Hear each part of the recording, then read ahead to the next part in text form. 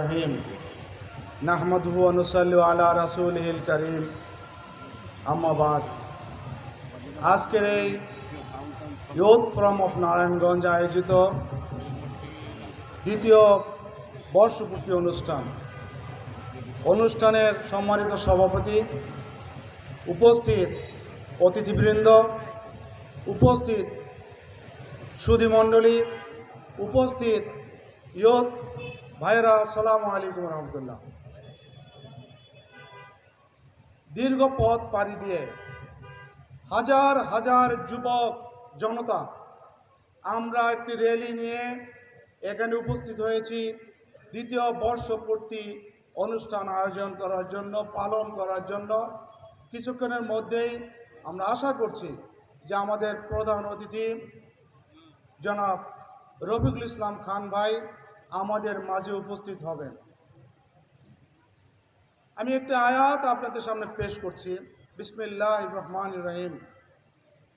ওয়াতাসিমু বিহাবলিল্লাহি জামিয়া ওয়ালা তাফাররাকু।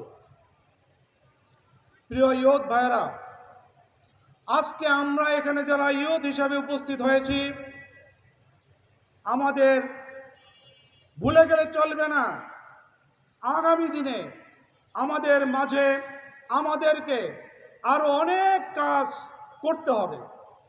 আর সেই করার জন্যই একটি দৃঢ় প্রত্যয় নিয়ে আজকে আমরা এখানে দ্বিতীয় বর্ষপূর্তি অনুষ্ঠান আয়োজন করছি ইনশাআল্লাহ। এই ইয়ুথ ফোরামের সমৃদ্ধি ঘটবে, এই ইয়ুথ ফোরামের অনেক বিশালত্বতা প্রাপ্ত হবে যদি আমরা যারা ইয়ুথ রয়েছি, আমরা যদি এলাকায় এলাকায় আমাদের সেই যুবকের সঠিক দায়িত্বটুকু যদি পালন করতে পারি, তাহলে ইয়ুথ ফোরাম অফ নারায়ণগঞ্জ দেশে এবং বিদেশে বিশাল প্রচার প্রতিপত্তি পেতে পারে। আজকে এখানে দাঁড়িয়ে আর একটি কথা বলতে চাই। আমরা যেই ধ্যান ধারণা পোষণ করি, আমরা যেই বিশ্বাস, যে আদর্শকে লালন পালন করি, ইয়ুথ ফোরামও সেই আদর্শ, সেই ধ্যান ধারণা পোষণ করে আমাদের মাঝে কোনো ভেদাভেদ থাকবে না, আমাদের মাঝে কোনো রাজনীতি থাকবে না। হিন্দু, বৌদ্ধ, খ্রিস্টান কারোর মধ্যেই কোনো প্রত্যয় থাকবে না। আমরা চাই স্বাস্থ্য, এবং বিশাল উন্নয়নশীল নারায়ণগঞ্জ। প্রিয় ভাইয়ের আমার, আমরা ইতিমধ্যেই সকলেই কম বেশি জানি, সারা বাংলাদেশে যতগুলো জেলা রয়েছে তার মধ্যে নারায়ণগঞ্জ হচ্ছে সমৃদ্ধির দিক থেকে নাম্বার 1 একটি জেলা।